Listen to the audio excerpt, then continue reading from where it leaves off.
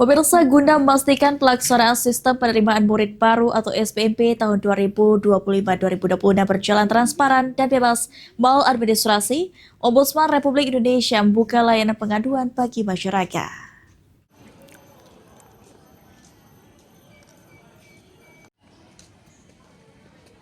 Dalam rangka mengawasi pelaksanaan sistem penerimaan murid baru atau SPMP tahun ajaran 2025-2026, Ombudsman Sumsel membuka posko layanan pengaduan bagi masyarakat di wilayah Sumatera Selatan. Kepala Perwakilan Ombudsman Sumsel, M. Andrian Agustiansyah mengatakan, layanan pengaduan ini dibuka guna mengantisipasi berbagai persoalan yang kerap muncul selama proses penerimaan siswa baru, seperti dugaan praktik titipan, pungutan liar, penyalahgunaan jalur penerimaan, hingga ketidaksesuaian prosedur seleksi. Masyarakat yang menemukan indikasi maladministrasi dapat menyampaikan laporan secara langsung maupun melalui layanan daring yang telah disediakan Ombudsman Sumsel.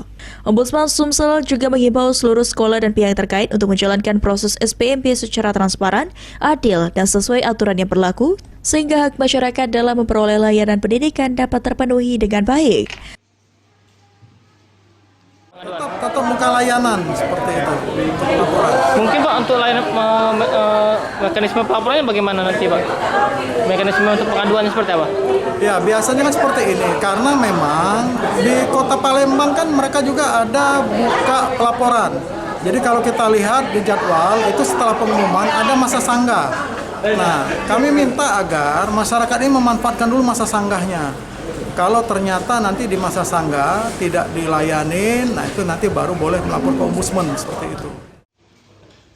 Selain membuka layanan pengaduan, Ombudsman juga akan melakukan pemantauan langsung di sejumlah sekolah guna memastikan proses penerimaan peserta didik berjalan lancar dan bebas dari pelanggaran.